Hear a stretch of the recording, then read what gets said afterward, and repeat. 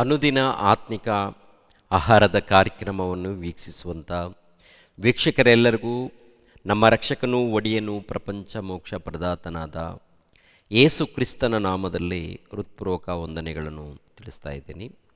ಸಮಾಧಾನವು, ಸಂತೋಷವು, ಆತ್ಮಿಕ ಆಶೀರ್ವಾದವು, ನೆಮ್ಮದಿಯು, ಆನಂದವು, ಆರೋಗ್ಯವು ತಂದೆಯಾದ ದೇವರು ಎಲ್ಲರಿಗೂ ಅನುಗ್ರಹಿಸಲಿ ಎಂದು ದೇವರನ್ನು ಪ್ರಾರ್ಥಿಸುತ್ತೇನೆ.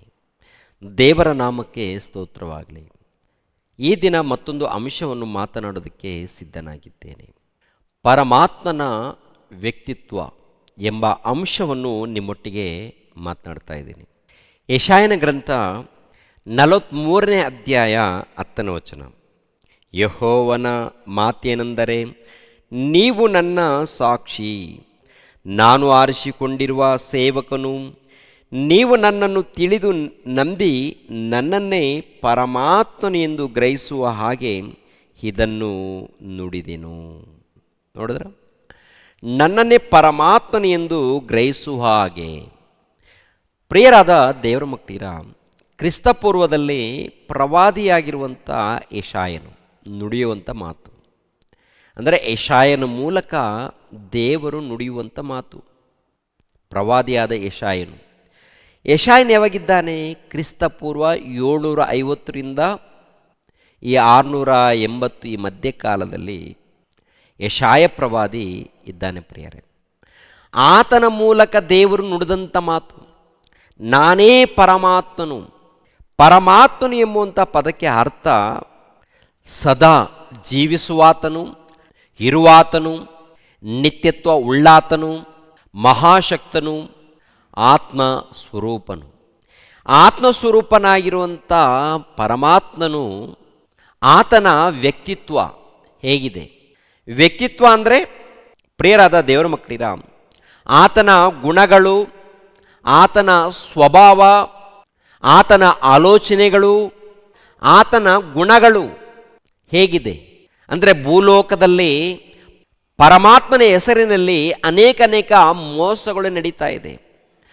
ಪರಮಾತ್ಮನು ಅಂದರೆ ಆತ್ಮಸ್ವರೂಪನು, ಇರುವಾತನು, ಇದ್ದಾತನು, ಮಹಾಶಕ್ತನು, ಮಹೋನ್ನತನು, ಸರ್ವೋನ್ನತನು, ಪರಾತ್ಪರನಾದಂಥ ದೇವರು. ಆತನ ವ್ಯಕ್ತಿತ್ವ ಹೇಗಿದೆ? ಆತನ ಸ್ವಭಾವ ಹೇಗಿದೆ? ಆತನ ಗುಣಗಳು ಹೇಗಿದೆ ಎಂದರೆ, ಆತನನ್ನು ಆರಾಧಿಸುವಂಥ ಭಕ್ತರು ಮೊಟ್ಟ ಮೊದಲು ತಿಳಿದುಕೊಳ್ಳಬೇಕು. ಭೂಮಿಯ ಮೇಲೆ ಮನುಷ್ಯರ ಮಧ್ಯದಲ್ಲಿ ಕಾಮಕೋರಿಕೆ ಇದ್ದ ಹಾಗೆ ಆತನಿಗೆ ಕಾಮಕೋರಿಕೆ ಇಲ್ಲ. ಭೂಮಿಯ ಮೇಲೆ ಮನುಷ್ಯನ ಮಧ್ಯದಲ್ಲಿ ಇದ್ದ ಹಾಗೆ ಆಸ್ತಿ ಬಗ್ಗೆ ಚಿಂತೆ, ಅಂತಸ್ತು ಬಗ್ಗೆ, ಅಧಿಕಾರದ ಬಗ್ಗೆ ಇಂಥ ಚಿಂತೆ ಆತನಿಗಿಲ್ಲ. ಆತನ ಆಲೋಚನೆಗಳಾಗಿರ್ಬೋದು, ಆತನ ಸ್ವಭಾವ ಆಗಿರ್ಬೋದು, ಆತನ ಗುಣಗಳಾಗಿರ್ಬೋದು, ಇವೆಲ್ಲವೂ ಕೂಡ ಅದ್ಭುತ. ಪ್ರಿಯರೇ, ಒಂದು ಮಾತನ್ನು ನಾವು ಗಮನಿಸೋಣ. ಪೇತ್ರನು ಬರೆದ ಮೊದಲನೇ ಪತ್ರಿಕೆ 1ನೇ ಅಧ್ಯಾಯ 15ನೇ ವಚನ. ನಿಮ್ಮನ್ನು ಕರೆದಾತನು ಪರಿಶುದ್ಧನಾಗಿರುವ ಪ್ರಕಾರವೇ ನೀವು ವಿಧೇಯರಿಗೆ ತಕ್ಕಂತೆ ನಿಮ್ಮ ಎಲ್ಲ ನಡವಳಿಕೆಯಲ್ಲಿ ಪರಿಶುದ್ಧರಾಗಿರ್ರಿ. ನಾನು ಪರಿಶುದ್ಧನಾಗಿರುವುದರಿಂದ ನೀವು ಪರಿಶುದ್ಧರಾಗಿರಬೇಕು ಎಂದು ಬರೆದದೆಯಲ್ಲ. ಹಳೆ ಒಡಂಬಡಿಕೆಯಲ್ಲಿ ಪ್ರವಾದಿಗಳ ಮೂಲಕ ಹೇಳಿರುವಂಥ ಮಾತೇನಂತ ನೋಡುವಾಗ, ನಾನು ಪರಿಶುದ್ಧನಾಗಿರುವ ಪ್ರಕಾರ ನೀವು ಕೂಡ ಪರಿಶುದ್ಧರಾಗಿರಬೇಕು. ಅಂದರೆ ಆತನ ವ್ಯಕ್ತಿತ್ವವನ್ನು ಕುರಿತು ಆಲೋಚನೆ ಮಾಡುವಾಗ, ಪ್ರಿಯರಾದ ದೇವರ ಮಕ್ಕಳಿರ, ಆತನ ಸ್ವಭಾವ, ಆತನ ಗುಣಗಳು, ಆತನ ಶಕ್ತಿಯನ್ನು ಎಲ್ಲವನ್ನು ಆಲೋಚನೆ ಮಾಡುವಾಗ ಅದ್ಭುತ. ಮೊದಲನೇದಾಗಿ ಆತನು ಪರಿಶುದ್ಧನು. ಆತನ ಯಾರು ಹೇಳಿ? ಪರಿಶುದ್ಧನು, ನಿತ್ಯತ್ವ ಉಳ್ಳಾತನು, ಸದಾ ಇರುವಾತನು, ಆತನು ಪರಿಶುದ್ಧನು. ಆತನ ಮಕ್ಕಳಾಗಿರುವಂಥ ನಾವು ಕೂಡ ಹೇಗಿರಬೇಕು ಅಂತೇಳಿ ಕೋರಿಕೊಳ್ತಾ ಇದ್ದಾರೆ ಅವರು. ಅವರ ಸಂಕಲ್ಪ ಏನಿದೆ, ಅವರ ಆಲೋಚನೆಗಳೇನಿದೆ ನಮ್ಮ ವಿಷಯದಲ್ಲಿ, ನಾನು ಪರಿಶುದ್ಧನಾಗಿರುವ ಪ್ರಕಾರ ನೀವು ಕೂಡ ಪರಿಶುದ್ಧರಾಗಿ ಜೀವಿಸಬೇಕು ಅಂತೇಳಿ. ಮೊದಲನೇದಾಗಿ ನೋಡುವಾಗ ಪರಿಶುದ್ಧತೆ, ಇನ್ನು ಎರಡನೇದಾಗಿ ನೋಡುವಾಗ ಆತನ ಜ್ಞಾನದ ವಿಷಯದಲ್ಲಿ ನೋಡುವಾಗ ವರ್ತಮಾನ, ಭೂತ, ಭವಿಷ್ಯತ್ ಕಾಲಗಳಲ್ಲಿ ಇರುವಂಥ ಪ್ರತಿಯೊಂದನ್ನು ತಿಳಿದ ಆತನು. ಇಂಥದ್ದು ನನಗೆ ಗೊತ್ತಿಲ್ಲ ಅನ್ನಂಗಿಲ್ಲ ರೀ. ಪ್ರತಿಯೊಂದು ಆತನಿಗೆ ಗೊತ್ತು.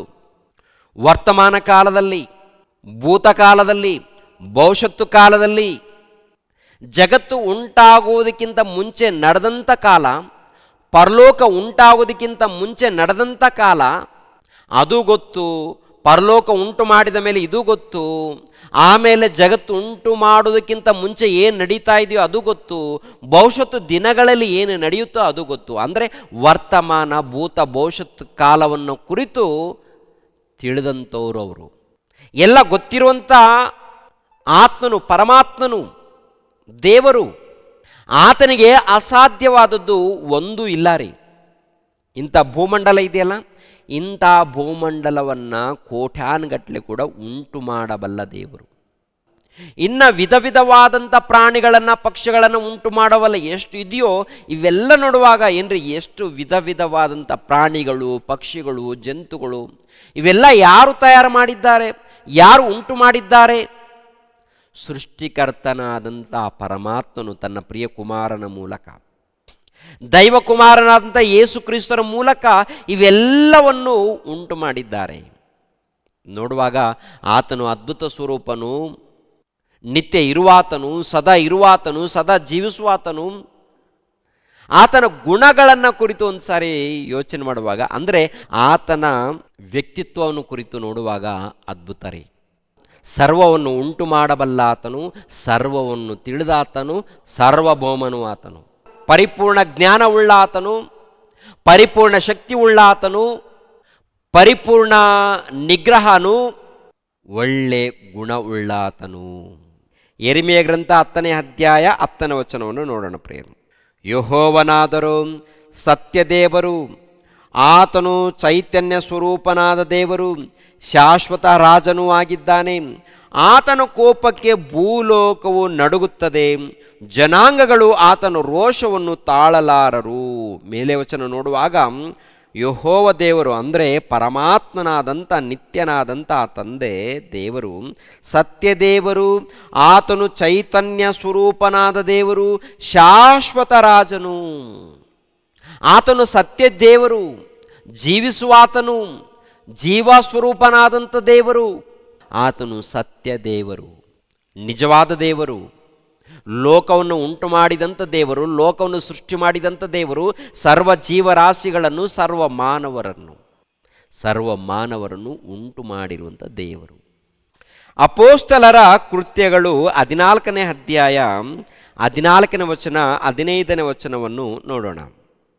ಇದನ್ನು ಕೇಳಿ ಅಪೋಸ್ತಲರಾದ ಬರ್ನಬ, ಪೌಲರು ತಮ್ಮ ವಸ್ತ್ರಗಳನ್ನು ಹರಕೊಂಡು ಜನರ ಗುಂಪಿನೊಳಗೆ ಕೂಗುತ್ತಾ ನುಗ್ಗಿ, ಜನರೇ, ನೀವು ಮಾಡುವುದು ಇದೇನು? ನಾವು ಮನುಷ್ಯರು ನಿಮ್ಮಂಥ ಸ್ವಭಾವವುಳ್ಳವರು. ನೀವು ಈ ವ್ಯರ್ಥವಾದ ಕೆಲಸಗಳನ್ನು ಬಿಟ್ಟು ಭೂಮಿ ಆಕಾಶಗಳನ್ನು, ಸಮುದ್ರವನ್ನು, ಅವುಗಳಲ್ಲಿರುವ ಸಮಸ್ತವನ್ನು ನಿರ್ಮಾಣ ಮಾಡಿದ ಜೀವ ಸ್ವರೂಪನಾದ ದೇವರ ಕಡೆಗೆ ತಿರುಗಿಕೊಳ್ಳಬೇಕೆಂದು ಸುವಾರ್ತೆಯನ್ನು ನಿಮಗೆ ಸಾರಿ ಹೇಳುವವರಾಗಿದ್ದೇವೆ. ಅಂದರೆ ಲುಸ್ತ್ರ ಎನ್ನುವಂಥ ಒಂದು ಊರಿದೆ. ಈ ಊರಿಗೆ ಸುವಾರ್ತೆ ಮಾಡೋದಕ್ಕೆ ಅಪೊಸ್ತಲನಾಗಿರುವಂಥ ಪೌಲನಾಗಿರ್ಬೋದು, ಬರ್ನಬ ಆಗಿರ್ಬೋದು, ಸುವಾರ್ತೆಗೆ ಹೋಗಿರ್ತಾರೆ. ಅಲ್ಲಿ ಒಬ್ಬ ಹುಟ್ಟುಕುಂಟನಿರ್ತಾನೆ. ಆ ಹುಟ್ಟುಕುಂಟನಿಗೆ ಪ್ರಾರ್ಥನೆ ಮಾಡಿ ದೇವರ ಕೃಪೆ ಮೂಲಕ, ಅಂದರೆ ಯೇಸು ಕ್ರಿಸ್ತರ ಕೃಪೆ ಮೂಲಕ ಕಾಲು ಬರುವಂತೆ ಮಾಡಿದಾಗ ಅಲ್ಲಿರುವಂಥ ಜನರೆಲ್ಲರೂ ಕೂಡ ನಮ್ಮೂರಿಗೆ ದೇವತೆಗಳೇ ಇಳಿದು ಬಂದಿದ್ದಾರೆ ಅಂತ ಹೇಳಿ ತಮ್ಮೂರಿನಲ್ಲಿ ದೇವತೆಗಳನ್ನು ಪೂಜೆ ಮಾಡ್ತಾ ಇರ್ತಾರಲ್ಲ, ಅವರ ಹೆಸರನ್ನು ಹೇಳಿಕೊಂಡು ಇವರಿಗೆ ಪೂಜೆ ಮಾಡೋದಕ್ಕೆ, ಜಾತ್ರೆ ಮಾಡೋದಕ್ಕೆ ಸಿದ್ಧರಾಗ್ತಾರೆ ಪ್ರಿಯರೇ. ಏನು ಮಾಡೋದಕ್ಕೆ ಸಿದ್ಧರಾಗ್ತಾರೆ? ಪೌಲನನ್ನು, ಬರ್ನಬವನ್ನು ನೋಡಿ ನಮ್ಮ ಊರಿಗೆ ದೇವತೆಗಳು ಇಳಿದು ಬಂದಿದ್ದಾರೆ, ಏನು ಮಾಡೋಣ ಇವಾಗ? ಈ ದೇವತೆಗಳಿಗೆ ಹೂವಿನ ಮಾಲೆ ಹಾಕೋಣ, ಪೂಜೆ ಮಾಡೋಣ, ಜಾತ್ರೆ ಮಾಡೋಣ, ಹಬ್ಬ ಮಾಡೋಣ ಅಂತೇಳಿ ಸಿದ್ಧರಾಗ್ತಾ ಇದ್ದಾರೆ. ಆವಾಗ ಪೌಲನು, ಬರ್ನಬ ಇವರು ಬಟ್ಟೆ ಹರಿದುಕೊಂಡು, ಅಯ್ಯೋ ಮನುಷ್ಯರೇ, ಅಯ್ಯೋ ಪ್ರಜೆಗಳೇ, ನೀವೇನು ಮಾಡ್ತಾ ಇದ್ದೀರಾ? ನಿಮ್ಮಂಥ ಸ್ವಭಾವ ಉಳ್ಳವರು ನಾವು ದೇವರಲ್ಲ, ನಿಮ್ಮಂಥ ಸ್ವಭಾವ ಉಳ್ಳವರು. ಸೃಷ್ಟಿಕರ್ತನಾದಂಥ ಪರಮಾತ್ಮನಿದ್ದಾನೆ, ಮಹೋನ್ನತನು ಇದ್ದಾನೆ.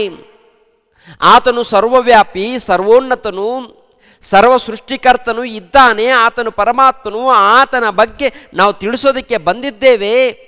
ನೀವು ಮನಸ್ಸನ್ನು ಬದಲಾವಣೆ ಮಾಡಿಕೊಳ್ಬೇಕು, ರಕ್ಷಣೆ ಹೊಂದಬೇಕು ಅಂತೇಳಿ ನಾವು ಬಂದಿದ್ದೇವೆ, ತಿಳಿಸಿದ್ದೇವೆ ಸುವಾರ್ತೆಯನ್ನಂತೇಳಿ ಅಪೊಸ್ತಲನ ಇರುವಂಥ ಪೌಲನು ಅಲ್ಲಿರುವಂಥ ಪ್ರಜೆಗಳಿಗೆ ಹೇಳುವಂಥದ್ದು.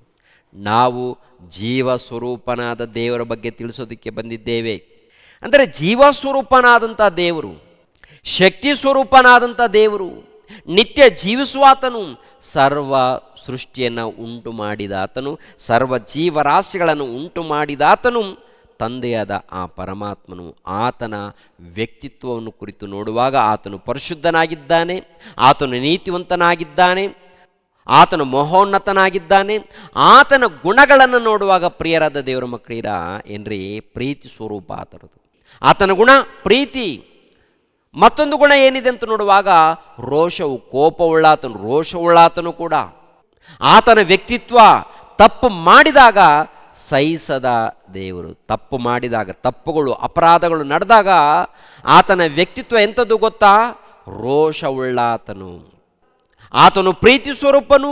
ಆ ಪ್ರೀತಿ ಬಗ್ಗೆ ನಾವು ನೋಡಬೇಕಾದರೆ ಟೋಟಲಿ ಜಗತ್ತಿನಲ್ಲಿ ಕಾಣುತ್ತೆ. ಈ ಜಗತ್ತಿನಲ್ಲಿ ಎಲ್ಲಿ ಕಾಣುತ್ತೆ ದೇವರ ಪ್ರೀತಿ? ಪ್ರತಿ ಗಿಡಗಳನ್ನು ನೀನು ನೋಡು, ಪರಿಶೋಧನೆ ಮಾಡು, ದೇವರ ಪ್ರೀತಿ ಕಾಣುತ್ತೆ. ಪ್ರತಿ ಹಣ್ಣುಗಳನ್ನು ನೋಡು, ಪರಿಶೋಧನೆ ಮಾಡು, ದೇವರ ಪ್ರೀತಿ ಹಣ್ಣುಗಳಲ್ಲಿ ಕಾಣುತ್ತೆ, ಗಿಡಗಳಲ್ಲಿ ಕಾಣುತ್ತೆ, ಮರಗಳಲ್ಲಿ ಕಾಣುತ್ತೆ, ಎಲೆಗಳಲ್ಲಿ, ಹೂಗಳಲ್ಲಿ, ಪ್ರತಿ ಒಂದರಲ್ಲಿ ದೇವರ ಪ್ರೀತಿ ಕಾಣುತ್ತೆ.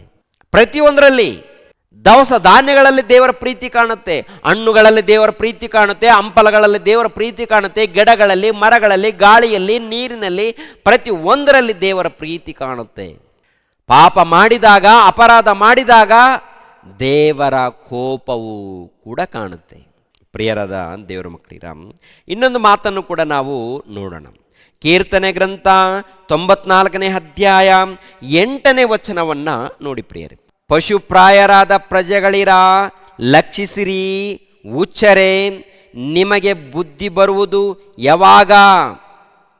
ಕಿವಿ ಮಾಡಿದವನು ಕೇಳನು, ಕಣ್ಣು ಕೊಟ್ಟವನು ನೋಡನು, ಜನಾಂಗಗಳನ್ನು ಶಿಕ್ಷಿಸುವವನು, ಮನುಷ್ಯರಿಗೆ ಬುದ್ಧಿ ಕಲಿಸುವವನು ಗದರಿಸನು.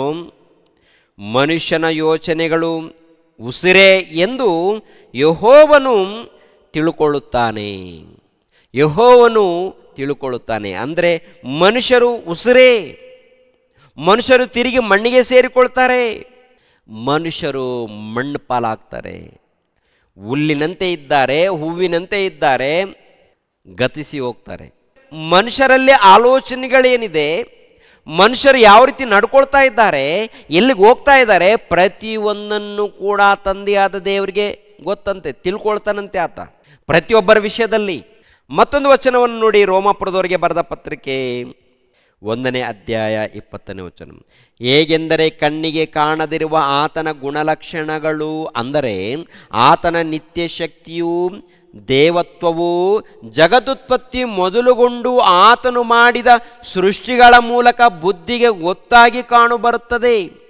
ನಿತ್ಯತ್ವವುಳ್ಳಾತನು, ಪರಮಾತ್ಮನು ಶಾಶ್ವತ ಇರುವಾತನು, ಸದಾ ಜೀವಿಸುವಾತನು, ಜೀವಸ್ವರೂಪನು. ಆಮೇಲೆ ಆತನ ಗುಣಗಳು ಅಂದರೆ ಆತನ ವ್ಯಕ್ತಿತ್ವ, ಆತನ ಗುಣಗಳು, ಆತನ ಸ್ವಭಾವ ನಿನಗೆ ಗೊತ್ತಾಗಬೇಕಾದರೆ ಟೋಟಲ್ ಈ ಜಗತ್ತನ್ನು ನೀನು ಪರಿಶೋಧನೆ ಮಾಡಿದಾಗ ಗೊತ್ತಾಗುತ್ತೆ ಎನ್ನುವಂಥ ವಿಷಯವನ್ನು ಇಲ್ಲಿ ರೋಮಾಪುರದವರಿಗೆ ಬರೆದ ಪತ್ರಿಕೆಯಲ್ಲಿ ಬರೆಯಲ್ಪಟ್ಟಿದೆ. 1ನೇ ಅಧ್ಯಾಯ 20ನೇ ವಚನದಲ್ಲಿ ದೇವರ ನಿತ್ಯತ್ವ, ದೇವರ ಶಕ್ತಿ, ದೇವರ ಸ್ವಭಾವ, ದೇವರ ಗುಣಗಳು ಪ್ರತಿಯೊಂದು ಈ ಪ್ರಕೃತಿಯಲ್ಲಿ ಅಂದರೆ ಭೂಮಿ, ಆಕಾಶ, ಸೂರ್ಯ, ಚಂದ್ರ, ನಕ್ಷತ್ರಗಳನ್ನು ನೋಡು, ಪರಿಶೋಧನೆ ಮಾಡು. ಗಾಳಿಯನ್ನು ನೋಡು, ಪರಿಶೋಧನೆ ಮಾಡು. ಮಳೆಯನ್ನು ನೋಡು, ಪರಿಶೋಧನೆ ಮಾಡು. ಪ್ರತಿಯೊಂದನ್ನು ಪರಿಶೋಧನೆ ಮಾಡಿದಾಗ ದೇವರ ಪ್ರೀತಿ ಗೊತ್ತಾಗುತ್ತೆ. ಅದೇ ಪ್ರಕಾರ ದೇವರ ಕೋಪನೂ ಕೂಡ ಗೊತ್ತಾಗುತ್ತೆ. ದೇವರ ಕೋಪ ಯಾವಾಗ? ಸುಂಟರ ಗಾಳಿ, ಬಿರುಗಾಳಿ, ಚಂಡಮಾರುತ, ಜಲಪ್ರಳಯ, ಭೂಕಂಪ, ಅಂಟು ರೋಗಗಳು ಇವೆಲ್ಲ ಬರ್ತಾವಲ್ಲ, ದೇವರಿಗೆ ಕೋಪ ಬಂದಿದೆ ಎನ್ನುವಂಥದ್ದು ನೆನಪಿನಲ್ಲಿಟ್ಕೋಬೇಕು. ಸುಂಟರ ಗಾಳಿ ಬಂದಿದೆಯಂದರೆ, ಬಿರುಗಾಳಿ ಬಂದಿದೆಯಂದರೆ, ಚಂಡಮಾರುತ ಬಂದಿದೆಯಂದರೆ, ಜಲಪ್ರಳಯ ಬಂದಿದೆಯಂದರೆ, ಭೂಕಂಪ ಬಂದಿದೆಯಂದರೆ ದೇವರು ಕೋಪದಲ್ಲಿದ್ದಾನಂತೆ. ಯಾಕೆ ಕೋಪ? ಮನುಷ್ಯರು ಅನೇಕ ಅಪರಾಧಗಳಲ್ಲಿ ಪಾಪದಲ್ಲಿ ಇರುವುದರಿಂದ ದೇವರಿಗೆ ಕೋಪ ಬರುತ್ತೆ. ದೇವರಿಗೆ ಕೋಪ ಬಂದಿದೆ ಎನ್ನುವಂಥದ್ದು ಸೂಚನೆ ಗೊತ್ತಾಗಬೇಕಂದಾಗ ಜಲಪ್ರಳಯ, ಸುಂಟರಗಾಳಿ, ಚಂಡಮಾರುತ, ಭೂಕಂಪ, ಅಂಟು ರೋಗಗಳು, ಇಲ್ಲಾಂದರೆ ಅಪಾಯ ಅಪಘಾತಗಳು ನಡೆದಾಗ ದೇವರು ಕೋಪದಲ್ಲಿದ್ದಾರೆ ಎಂದು ತಿಳ್ಕೊಳ್ಬೇಕು. ಅಂದರೆ ಆ ಪರಮಾತ್ಮನ ವ್ಯಕ್ತಿತ್ವವನ್ನು ಕುರಿತು ನೋಡುವಾಗ ಮೊದಲನೇದಾಗಿ ಪರಿಶುದ್ಧನು, ಎರಡನೇದಾಗಿ ಪ್ರೀತಿ ಸ್ವರೂಪನು, ಮೂರನೇದಾಗಿ ನ್ಯಾಯವಂತನು, ಸರ್ವಜ್ಞಾನ ಉಳ್ಳಾತನು, ಸರ್ವವನ್ನು ಬಲ್ಲಾತನು, ಸರ್ವವನ್ನು ಮಾಡುವಾತನು, ಪರಿಶುದ್ಧನು. ಆತನ ವ್ಯಕ್ತಿತ್ವ ಶ್ರೇಷ್ಠವಾದದ್ದು, ಉನ್ನತವಾದದ್ದು, ಮಹೋನ್ನತವಾದದ್ದು. ಪ್ರಿಯರೇ, ಆತನನ್ನು ತಿಳಿದುಕೊಂಡು ಆತನ ಬಗ್ಗೆ ಅರ್ಥ ಆಗಬೇಕಾದ್ರೆ ಯೇಸು ಕ್ರಿಸ್ತರನ್ನು ನೋಡಬೇಕು. ಆತನ ಬಗ್ಗೆ ಪರಿಪೂರ್ಣವಾದಂಥ ಜ್ಞಾನವನ್ನು ಅರ್ಥ ಮಾಡಿಕೊಳ್ಬೇಕಾದ್ರೆ ಯೇಸು ಕ್ರಿಸ್ತರನ್ನು ನೋಡಬೇಕು. ಯೇಸು ಕ್ರಿಸ್ತನ ಇತಿಹಾಸವನ್ನು ನೋಡಬೇಕು. ಪ್ರಿಯರೇ, ಯೇಸು ಕ್ರಿಸ್ತರ ಇತಿಹಾಸವನ್ನು, ಯೇಸು ಕ್ರಿಸ್ತರು ಯಾವಾಗ ಜನ್ಮಿಸಿದ್ದಾರೆ ಈ ಲೋಕದಲ್ಲಿ, ಯಾಕೆ ಜನ್ಮಿಸಿದ್ದಾರೆ ಈ ಲೋಕದಲ್ಲಿ, ಹೇಗೆ ಅವರು ಜೀವಿಸಿದ್ದಾರೆ ಈ ಲೋಕದಲ್ಲಿ, ಹೇಗೆ ನಡ್ಕೊಂಡಿದ್ದಾರೆ, ಹೇಗೆ ಪ್ರಾಣ ತ್ಯಾಗ ಮಾಡಿದ್ದಾರೆ, ಪ್ರತಿಯೊಂದನ್ನು ಗಮನಿಸುವಾಗ ದೇವರ ಸ್ವಭಾವ, ದೇವರ ವ್ಯಕ್ತಿತ್ವ ಗೊತ್ತಾಗುತ್ತೆ. ಗೊತ್ತಾದಾಗ ಆತನನ್ನು ಅರ್ಥ ಮಾಡಿಕೊಂಡು ಭಯಭಕ್ತಿಯಿಂದ ಜೀವಿಸಿದಾಗ ನಿತ್ಯ ಜೀವವನ್ನು ಪಡ್ಕೊಳ್ತೀವಿ. ಸತ್ತರೆ ಪರಲೋಕವನ್ನು ಪಡ್ಕೊಳ್ತೀವಿ. ಪ್ರಿಯರೇ, ಆ ಪರಲೋಕವನ್ನು ಪಡೆದುಕೊಳ್ಳಬೇಕಾದರೆ ಈ ಲೋಕದಲ್ಲಿ ಪ್ರಾರ್ಥನೆಯಲ್ಲಿ, ಧ್ಯಾನದಲ್ಲಿ, ಆರಾಧನೆಯಲ್ಲಿ, ನಿರಂತರ ದೇವರ ಸೇವೆಯಲ್ಲಿ ಜೀವಿಸಬೇಕು. ದೇವ್ರಿಗೋಸ್ಕರ ಜೀವಿಸಬೇಕು. ಆದ್ದರಿಂದ ದೇವ್ರು ಕೊಟ್ಟಂಥ ಜೀವಿತವನ್ನು ದೇವ್ರಿಗೋಸ್ಕರ ಅರ್ಪಿಸಿ, ಭಯಭಕ್ತಿಯಿಂದ ಜೀವಿಸಿ, ಪ್ರಾರ್ಥನೆಯಲ್ಲಿರಿ, ಆರಾಧನೆ ಮಾಡಿ, ದೇವರನ್ನು ಮಹಿಮೆಪಡಿಸಿ, ದೇವರನ್ನು ಕೊಂಡಾಡಿ. ಪ್ರಿಯರೇ, ದೇವರು ನಿಮ್ಮನ್ನು ನನ್ನನ್ನು ಆಶೀರ್ವದಿಸಲಿ. ಎಲ್ಲರೂ ತಲೆಬಾಗಿಸಿರಿ, ಪ್ರಾರ್ಥನೆ ಮಾಡಿಕೊಳ್ಳೋಣ. ಮಹೋನ್ನತನಾದಂಥ ನಮ್ಮ ತಂದೆಯೇ, ಸರ್ವಶಕ್ತನಾಗಿರುವಂಥ ನಮ್ಮ ದೇವರೇ, ಅತಿ ಪರಿಶುದ್ಧನೇ, ಪರಮಾತ್ಮನೇ, ನಿಮಗೆ ಸ್ತೋತ್ರಗಳು ತಂದೆ. ಈ ಲೋಕದಲ್ಲಿ ನಮಗೊಂದು ಉನ್ನತವಾದಂಥ ಜೀವಿತವನ್ನು ಕೊಟ್ಟಿದ್ದೀರಾ, ಶ್ರೇಷ್ಠವಾದಂಥ ಜೀವಿತವನ್ನು ಕೊಟ್ಟಿದ್ದೀರಾ ತಂದೆ.